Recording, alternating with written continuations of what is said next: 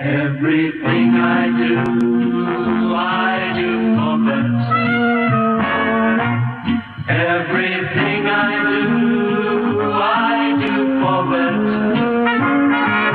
Some may think Bert's not much, but they like his gentle touch.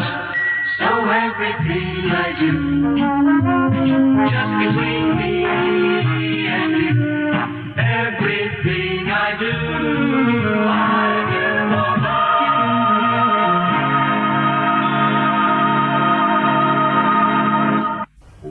Yes, you're just despicable and pickable, and you're very definitely despicable.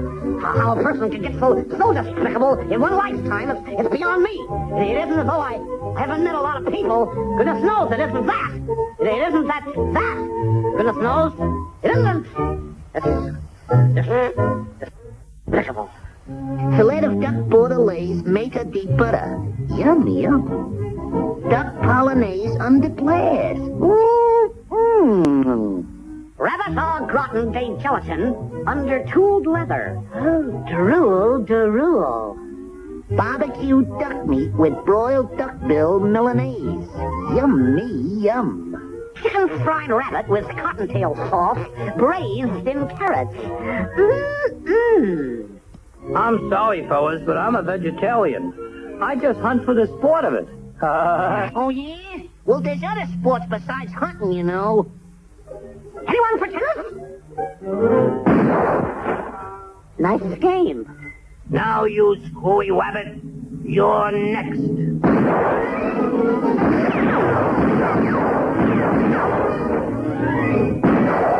All right, come out of our blast out. For shame, Doc. Hunting rabbits with an elephant gun. Elephant gun? That's right, Doc. So why don't you go shoot yourself an elephant? You do, and I'll give you such a pinch. Oh, just wait till I get that screwy rabbit and that screwball duck.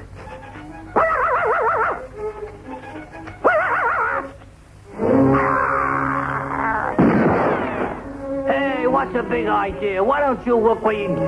Huh? Oh, how simply dreadful. You poor little man. Did I hurt you with my naughty gun? Oh, shucks. Well,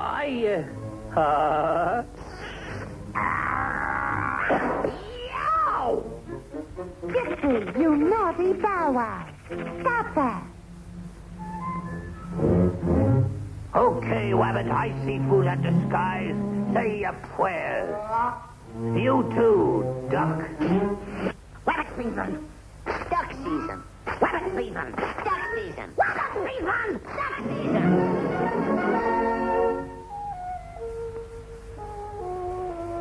Uh-oh.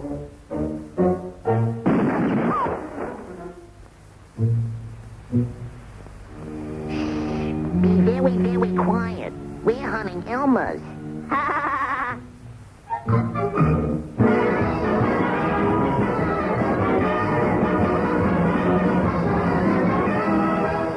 And just waiting for Mel Blanc to come to the line. We're through to Hollywood. This man, Mel Blanc, let me tell you, is one of the brilliant men of the Hollywood scene. He's brought us over the years on the screen, both the small screen and the large screen, and on records. So many cartoon characters. Bugs Bunny, Sylvester the Cat, Tweety Pie, Henry Hawk. He's been a very integral part of the story, which is American entertainment. Just waiting for Mr. Blanc to come to the line. It's 28 minutes to 11 o'clock. He's there now. Good morning, Mel. What's up, Blanc? How you doing? I'm fine, thanks, Bugs. How are you? Hey, just pretty good, Doc. That's good. You mind if I talk in my natural voice now, Doc? That's fine. Good, I'll speak normally now. Ah, Mel. That is tremendous. It's lovely to speak to you. Well, thanks. It's nice talking with you. You're in Melbourne, aren't you? That's right, at 3UZ in Melbourne. 3UZ. Or 3UZ, as you'd call it. Yeah, 3UZ if you're American. Yeah. Mel, you've had such an interesting career in in your chosen work. How did it all begin for you? How do you get into your sort of business? Well, I started when I was just a youngster in grammar school. I used to entertain the kids and the teachers, and I'd get big laughs, then lousy marks. You know, the normal thing. Sure.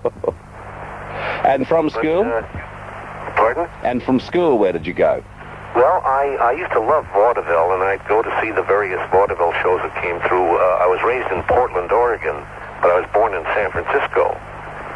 But in Portland, I used to go and see these vaudeville shows, especially when Jack Benny came through. I'd never miss him, not realizing that eventually I'd be working with him. And I started working with Jack in 1939.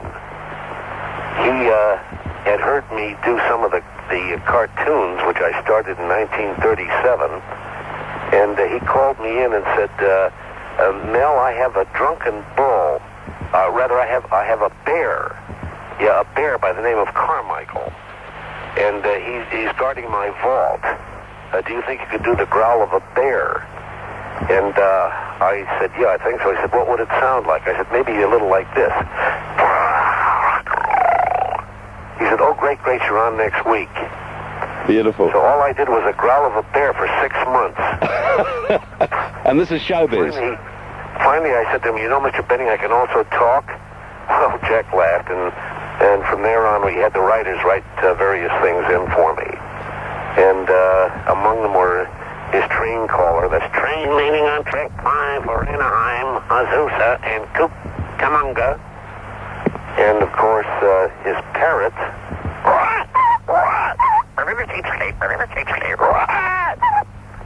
And his Maxwell. I did the sound of his Maxwell. It's an old car, an antique car, and it sounded like this.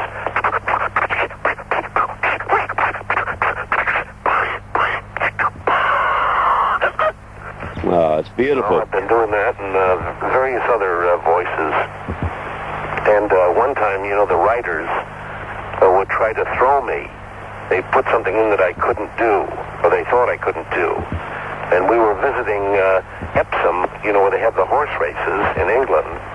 And one of the writers writes in, Mel Blanc does an English horse whinny. Now, how the heck can you tell the nationality of a horse? But I did it anyway, and it sounded like this.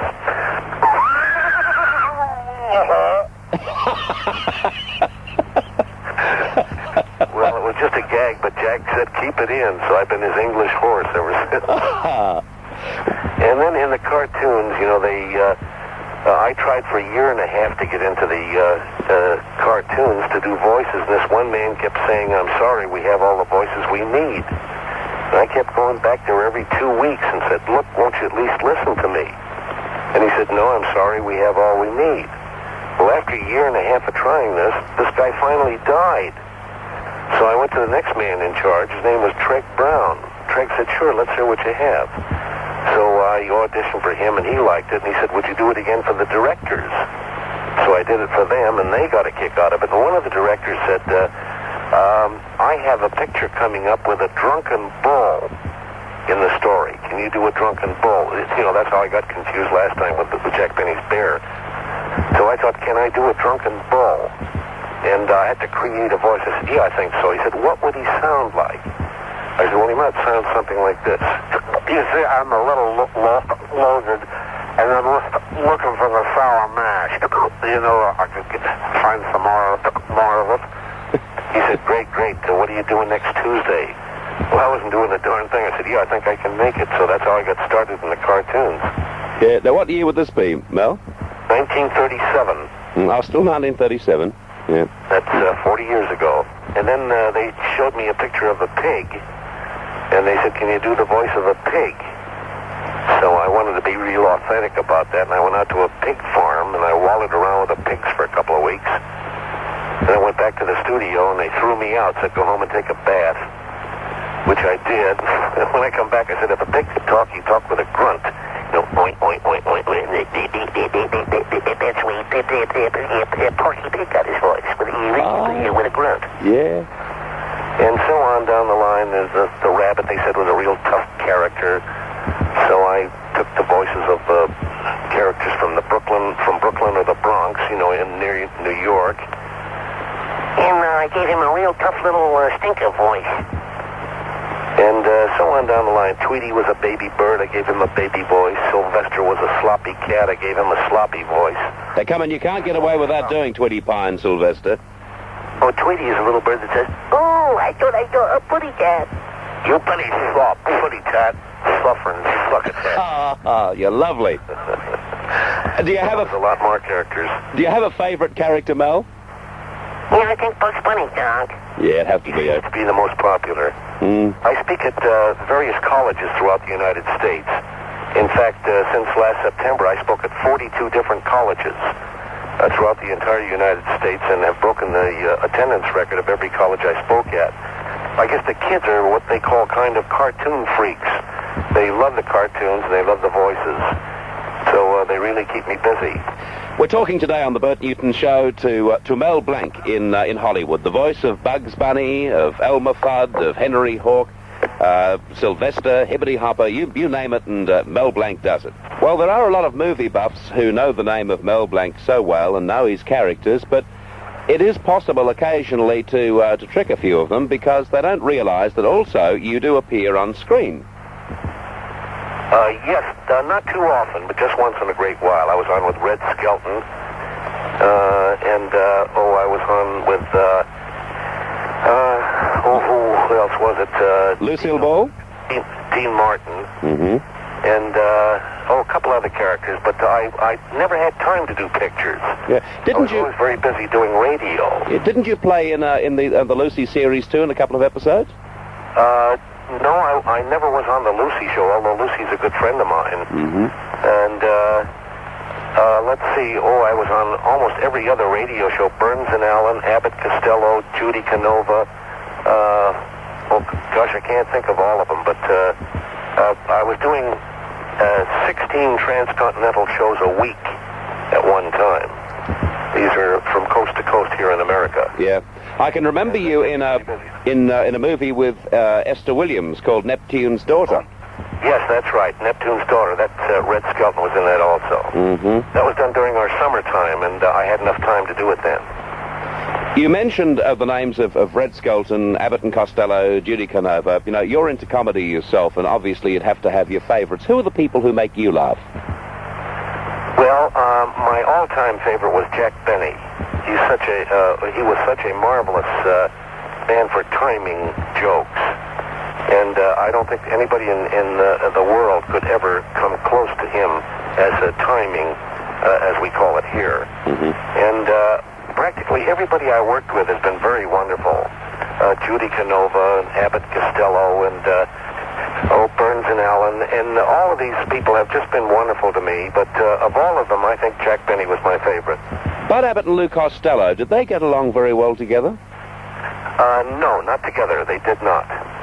But both of them are gone now. And at one time, Lou Costello was going to break up with Bud Abbott, but he found out that no one could come close to being a straight man like Bud could. He was a great straight man, wasn't he? Oh, yes. Wonderful. Wonderful. Mel, this year, in 1977, for the latter part of it, what are the plans for you? Well, I'm going to speak at many more colleges. I tell you what I'd love to do sometime. I'd love to come over to Australia. I've never been there. And I've been all through the Orient and most of Europe, but I've never seen Australia. And I'd love to come there and maybe speak at a few colleges over there. I'll tell you what, I'm sure we would have people listening this morning who would be more than interested in having you over here because, there are a lot of guys in positions like your own who don't realize that so many thousands of miles away, your work is very well known. Oh, yes. So you're no stranger. I understand. You're no stranger here. In England, I'm about as popular there as I am here. Because they love all the cartoon characters. Well, see, I do 400 different characters, and I've made over 3,000 cartoons. So they tell me that 100 million or 1 million people hear my voice every night. or rather 100 million people hear my voice each day. Because I'm on practically every television station and radio station. And, well, they can't avoid me, I guess.